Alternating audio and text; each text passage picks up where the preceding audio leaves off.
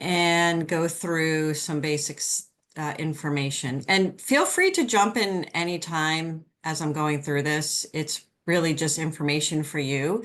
There's a lot that you need to know, and it can be extremely overwhelming.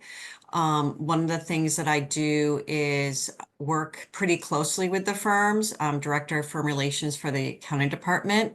So I'm pretty up to speed on what they're doing, what they're offering, when it's happening, and just kind of other resources that they have that you might not know about. And I'm going to assume that you've probably had not much interaction with these firms in the past. And if you have, then you're really up to speed, because that means that you most likely already know most of this information, but there will be other people who are watching this in the future who may not know know the information. So the big firms that recruit, I have them listed here: Deloitte, EY, KPMG, PwC, Grant Thornton, BDO, and RSM. They're our largest public accounting firms, and they take the most students from Eisenberg. And they're always looking for qualified accounting students.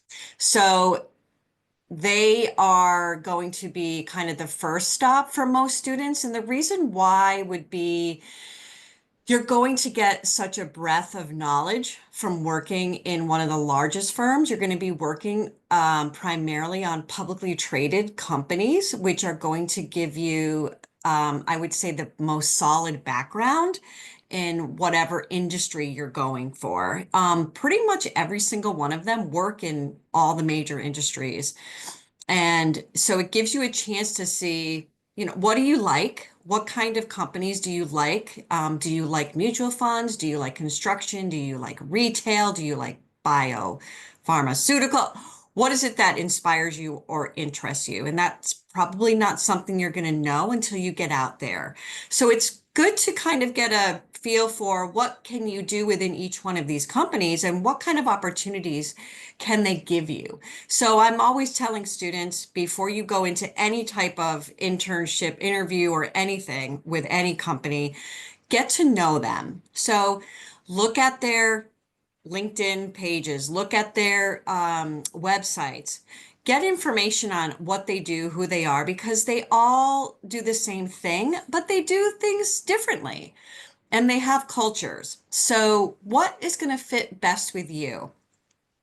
The second best piece of advice I'll give you while you're doing this is at the end of this slideshow, and I'm sure you know this from looking at, the Office of Career Success webpage, but they will be on campus live to talk to students. They'll be in the hub.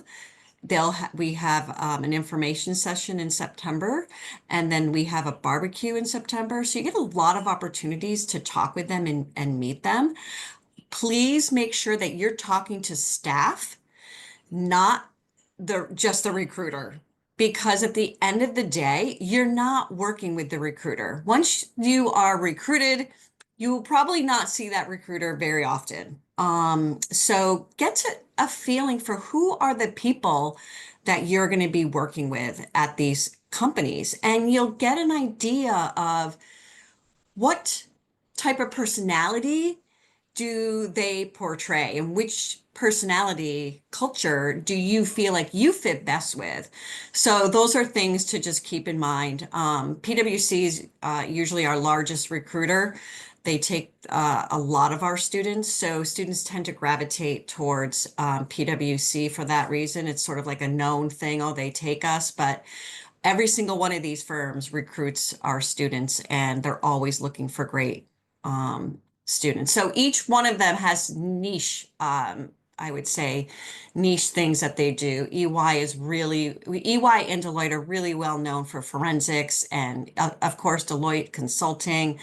PwC is, a lot of students who are into real estate are looking at PwC.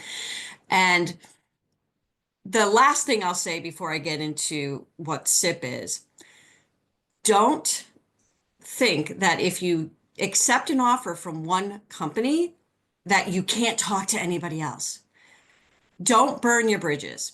when they're on campus, even if you have a job or an internship lined up, say hi. You never know where you're going to end up. I have plenty of students who start at one firm and they really get into an industry that they like and they find that, well, that firm doesn't really have the biggest market share in that space and they jump ship and go to a competitor.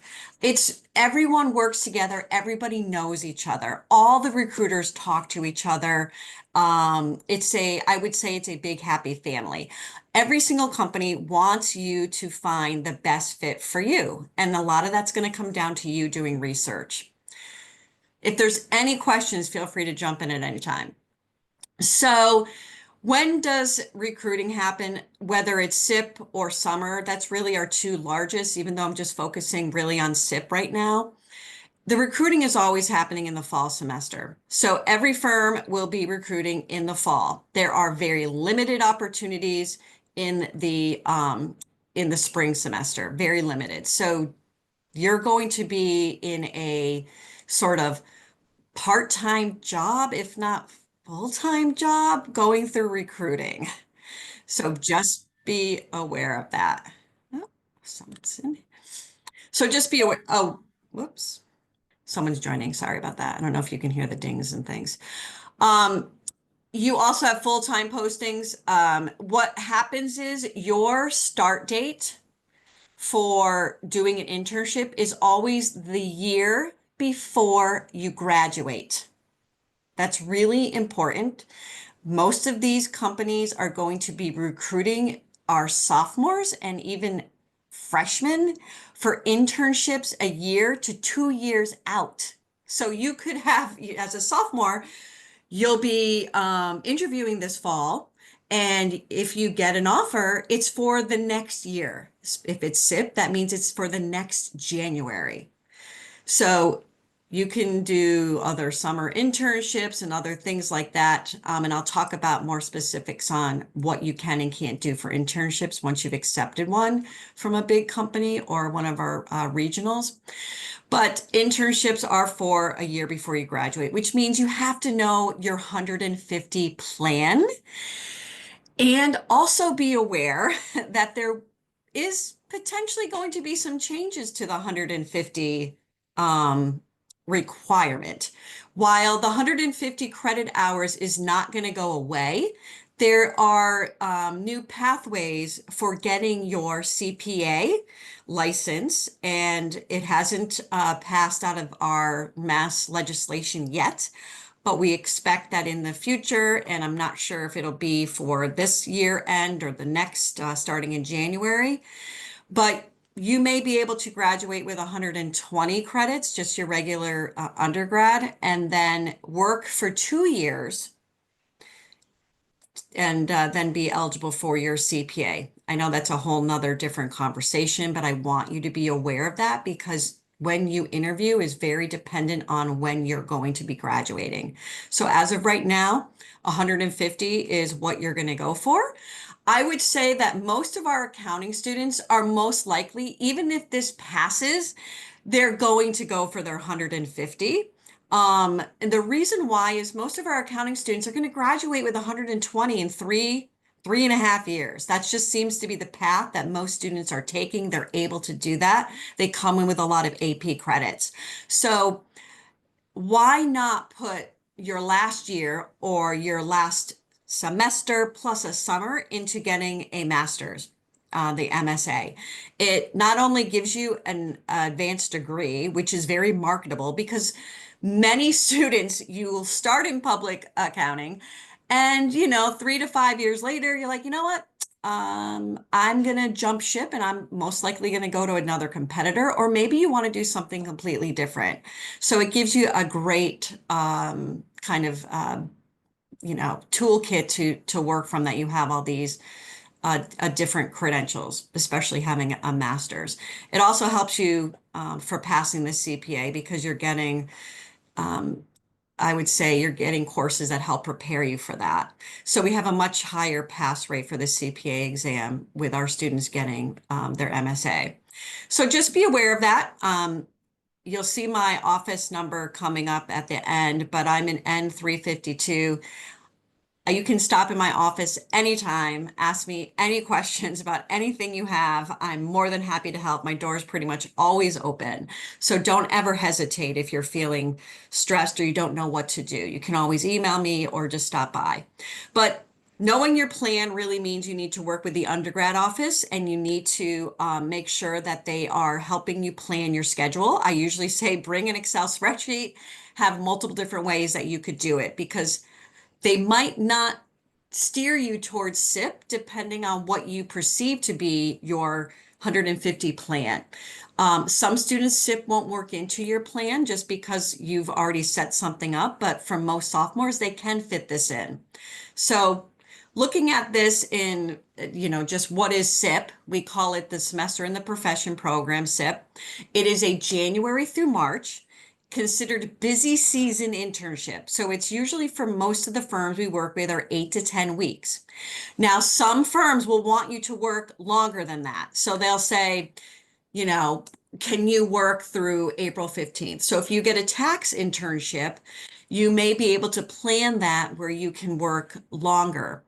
And it usually works out because we start late in February. We start in February now, pretty much coming back. So most students are like, oh, I don't want to do SIP because I'm going to miss my whole semester. Well, you're not going to miss your semester here. You're only going to miss February, if that. Again, it's 8 to 10 weeks, usually starts the first week in January with a 2-week training.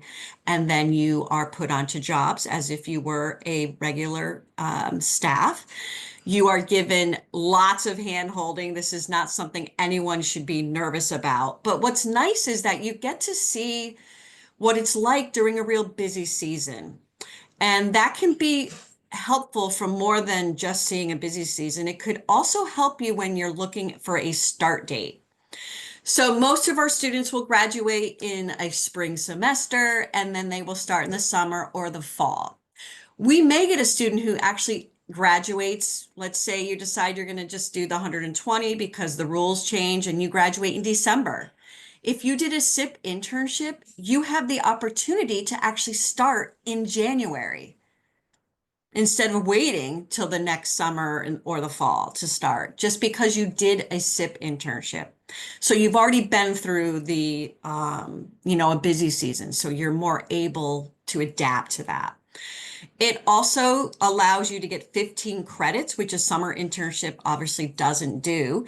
So you're going to get 9 credits. 6 of these 9 credits are going to be for the internship.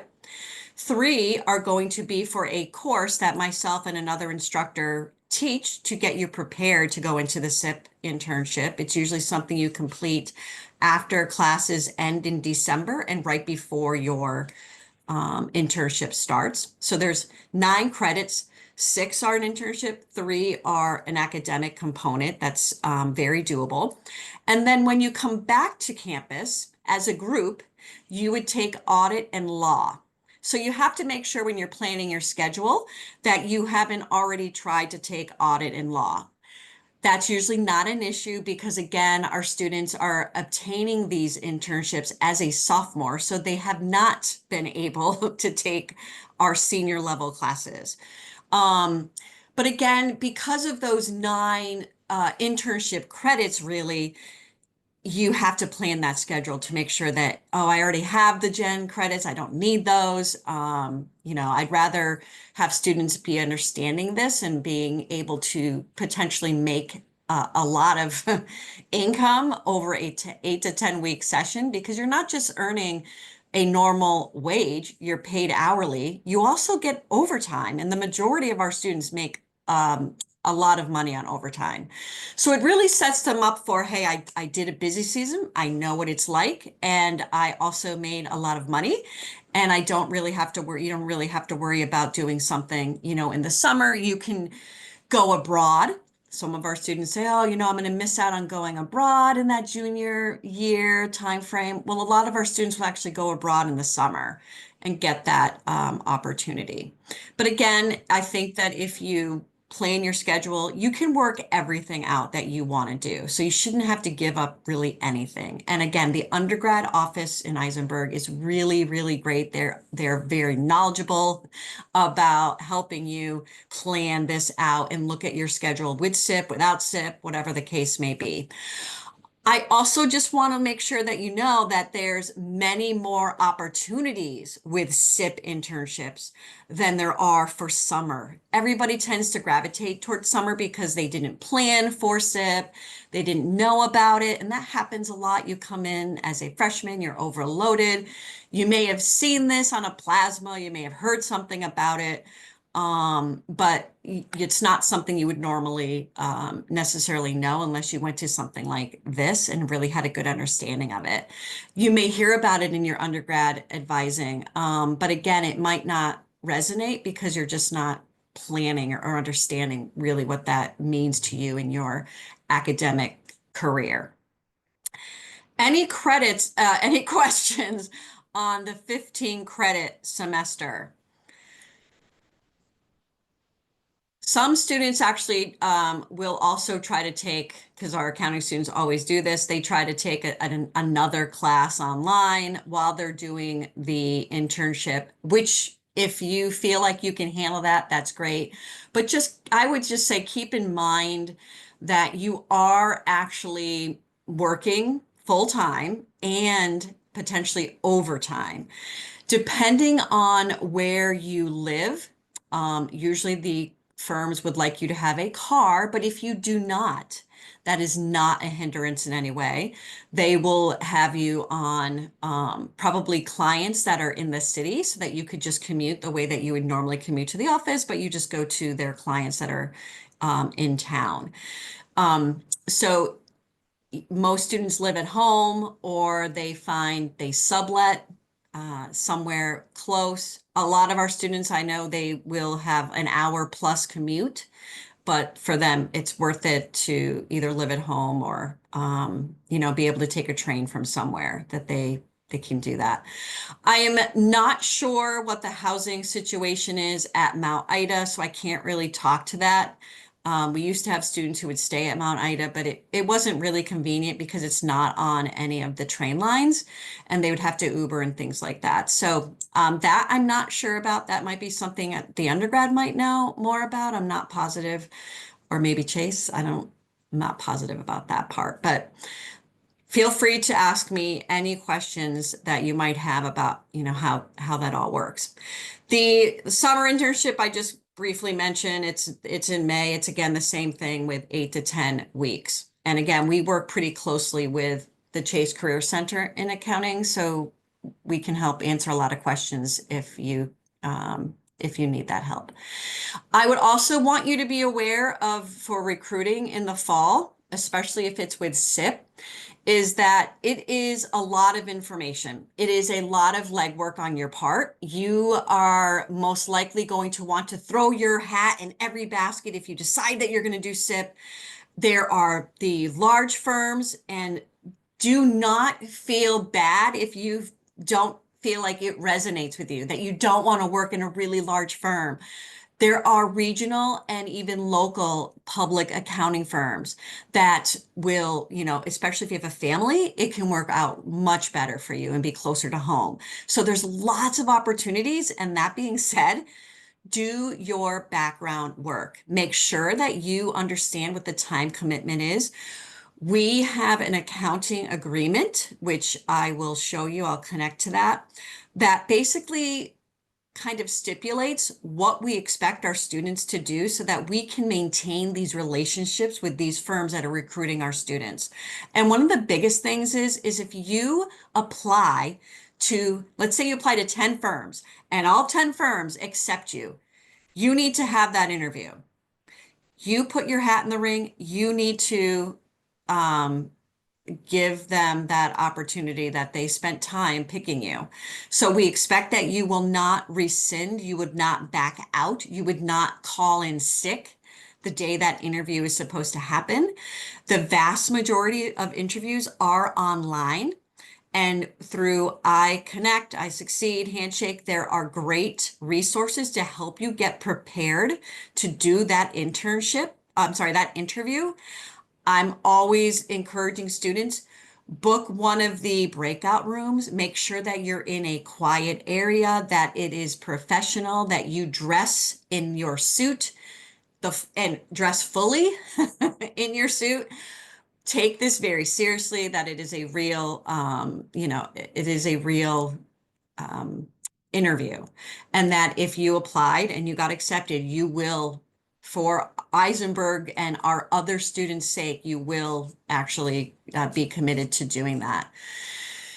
If you find that you, after your first round of interviews, usually there's second rounds of interviews. If you find after your first round of interviews that you found the fit for you and you're selecting a company, then you select that company and you let every other company know that you've selected another firm to go with, especially if they come back and ask you for a second interview. Please don't accept a second interview if you've already accepted a job. That when you are dealing with a small population of firms, in terms of the big eight, if you will, seven, um, they all talk to each other. So more likely than not, they're going to know that Tim accepted a job with a firm, but he also is set up to still interview with other companies. And that's not going to look good for you. And it's also not going to bode well for our other our school and our students, right? It's just not professional. And we will hear about it and it'll be, a big deal. So if you accept a job, please make sure that you let the other firms know, thank you for the, offer of a second interview. I've already accepted a position. That being said, don't just accept a job because you feel stressed. Don't put yourself in that position that you are now feeling like you don't have enough time. You didn't plan this right. You have 10 interviews, when you really should have just narrowed it down to 5 firms and applied that way. You really don't want to pigeonhole yourself. See what everyone has to offer you. I will tell you that you will get very similar offers from a majority of the firms, especially the big four pretty much have the same salaries. The smaller of our larger firms like BDO, Grant Thornton, RSM, they will usually offer a little bit more than the big four do. So that's something to be aware of. But you aren't really able to negotiate salaries. I'm sure people have already talked about this, but I just want to make sure you know some of the etiquette behind it to set yourself up just to be as successful as you can be. So again, once you accept interviews, don't back out of them. So really plan how you are going to be doing your interviewing and who you're going to be applying to. Make sure that you've seen as much as you possibly can. A lot of the firms, I know that they're interviewing opens in like August. And you're not even going to have a chance potentially to talk to them on campus since we're not even back until right after Labor Day. But you just need to do your background work on who you are interested in. But make sure that some of these things that you should do to be successful, don't ignore Chase Career Center or Office of Career Success emails. Definitely read them. They will have lots of good information in there, and you'll want to put that in your planner, especially for what's happening with recruiting and the firms, because some of them will have rolling dates for interviews, but a lot of them have cutoffs on when you can get your resume into them. Again, make sure that your recruiting you are set, that it's all happening this fall. Again, it can be overwhelming, but Chase has so many great resources. We have a standard resume. You can just go right to their website, click on it, fill it out, and they will help go through that with you. Correct me if I'm wrong on anything, Mary. But yes, it makes things a little bit easier when we all have kind of a standard resume that you go through. Be also aware, not just with SIP, you can do the 8 to 10 weeks. If you decide, you know what, I don't need those credits, I want to stay for the whole semester. There is co-op opportunities where you can stay for the entire semester. And I mean, the experience you get is amazing, but obviously the money is pretty nice too. One of the things that I want to say now as I'm talking about this, if you accept a SIP internship in the with one of the big firms, you cannot accept a summer internship with one of the big firms. If you want to go to a small regional firm or do something else in the summer, that's great. But do not, students aren't aware of this. They don't understand that this is a no-no. What happens with SIP is, or any internship, once you finish that internship, unless you do something egregious, you're going to be offered a full-time job. So for sophomores, when you get that internship as a sophomore for your next year, if you're on a 4-year graduation plan, you have a job, which is pretty incredible. But you don't want to do anything that could potentially hurt those chances. And that might come from, oh, I accepted a SIP position with one company and I accepted a summer with another. Usually the firms are talking to each other so often that that would be caught. They were like, oh, Ted's doing an internship with us. SIP. Oh, wait, Ted's doing a summer with us. Oh, okay, then there's a problem. They'll talk to you. But if you're offered a job with SIP, and you have another summer job with a big company, public accounting, I'm going to say, you can't accept the SIP offer. You cannot accept a full-time offer with one company and then go do an internship with another one in the summer. Please let me know if you have questions on that. Do something else in the summer, something that's maybe not even tied to accounting, lifeguarding, something fun, but do not think that you can do a summer and a SIP in the same year. So just please be aware of that. I would also get involved with student groups if you haven't. I have a list of them that I'll talk about in a second. One thing I want to tell anyone if you're a transfer student is your GPA starts over if you didn't know that, which most students do, but I just want to make sure you know. And obviously your GPA is very important. So with planning for interning interviews, remember, it's like another class, if not a little bit more. So be aware of, you don't want to let your grades slide when you're interviewing and doing all of that in the fall. So that's, again, knowing your 150 or your schedule of graduation will be pretty important. Things that are going to be happening that you'll want to put on your books if you haven't already is Tuesday, September 9th from 6 to 8 in the Hub N135. We're going to be hosting, and I say we, and I'm the advisor to Beta Alpha Psi, which is our really our public accounting honors group. It's a national organization. Actually, it's worldwide. We are the winningest chapter in the Northeast. I'm very proud to say there's no other school that compares to us.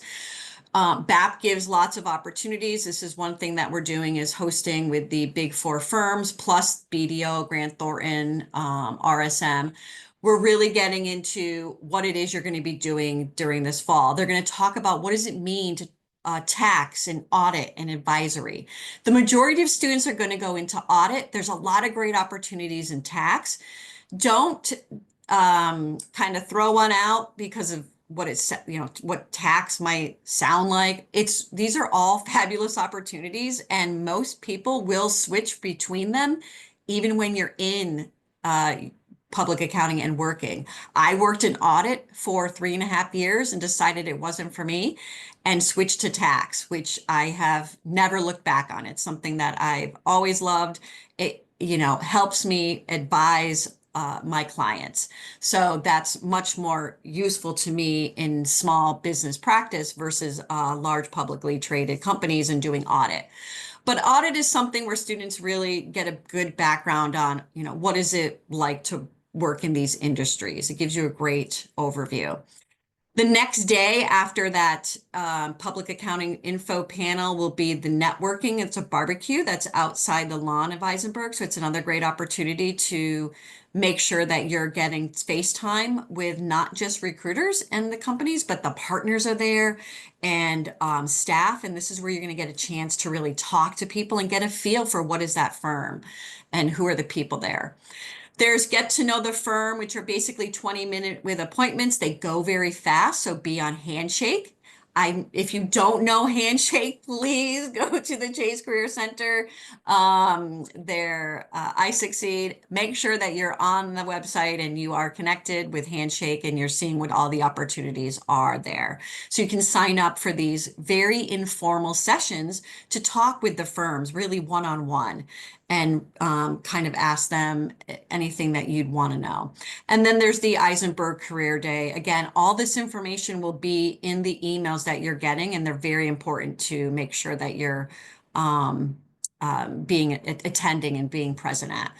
FaceTime is really important when recruiters are looking at 800 plus resumes and they know someone by name, and your resumes all basically look the same. You all have great GPAs, you all do great things. You're going to stand out because they know who you are. And I'll get to the accounting agreement. I'll just show that quickly to you. But if you aren't involved in anything, get involved. Like I said, Beta Alpha Psi has so many great opportunities. We're always doing competitions. One of our students just received, or is going to be receiving, but just was awarded a $7,500 AI CPA scholarship through being in BAP. So get involved. There's lots of great opportunities. There's also the Accounting Association. They deal with and you can do all of these. You don't have to just do one, but the Accounting Association will deal with sort of smaller and private companies, whereas Beta Alpha Psi really deals with the big publicly traded companies. And then there's also Alpha, the Association for Latino Professionals for America. So great opportunities to get involved and kind of make your presence known. Let's just quickly look at the recruiting agreement. And I'm just going to, this is on iConnect, but it's just something I'd want you to go through. You have to really do it. It outlines what I mentioned before about accepting, not accepting. You aren't going to hurt anyone's feelings by not taking their job. The firms want you to go to the place that fits you best. So if you know you're not going to accept an offer, please let them know as soon as you know. That way they have the opportunity to offer a spot to another one of our students instead of going somewhere else and looking. When you wait to the last minute, then there's no other opportunities for our students. So definitely check that out. There's also a link to, if you just Google Eisenberg and SIP, there's the semester in the profession program link, which has pretty much most of what I was just talking about today with you. But again, it gives you some more information. More details on the classes, again, that you'd be taking are 9 credits for the internship, 3 for audit, 3 for law. We also talk about housing, how that all works. A lot of students will just keep their housing on campus since it's only a month that they're going to be gone. And then they come back, and sometimes they're even back before the end of February. Any questions that I can answer? Again, iConnect is really your one-stop shop here. So that's a lot of information on what SIP is, and I hope I also was able to give you some useful advice on how to plan your schedule, how to look at interviewing, how to really put your best self forward, and just be aware of all the opportunities that are there, because once you know, you're ahead of the curve. Yes, thank you so much. That was incredibly insightful and helpful. If anyone has a question, you're also welcome to pop it in the chat. You can also unmute yourself and just ask live, whatever your preference is. While we're waiting to see if there are any questions, just a couple of quick things. So this session is part of a series called Fast Track to a Public Accounting Internship Summer Series. And so the next session will be on Thursday, July 10th from 4 to 4:45 p.m. And we'll be talking a little bit about the fall recruiting cycle, as well as tips for your accounting focused resume. So Very exciting and more to come on that. And then there will be 2 additional sessions after this Thursdays. And then, as Kathy mentioned a couple of times, she gave a shout out to the Office of Career Success, which we are so grateful for. And we are here to help you. So if you want one-on-one help with your resume, if you want to do interview practice, if you just need time to discuss any of these topics in a little bit more detail, please make an appointment with us. You can do that via iConnect. And we do take summer appointments. So we are available over the summer as well as during the school year. So we're here and we're here to help. Any last questions? Last call for questions. Hopefully I didn't leave anything out, but No. again, lots of places to go for info. And please feel free to email me. My email's right on the Eisenberg website, clowry@eisenberg.umass.edu. And 352 is my office, right down from the dean's office. So anytime, feel free to stop in and ask any questions you have or just chat. Yeah, thank you. That was very comprehensive. If there are no questions, we'll close for today. Thank you so much to everyone who attended. We hope this was valuable and that we'll see you again on Thursday. Thank you Thank so much. you. Thanks, everyone. Good luck. Thank you. Thank you.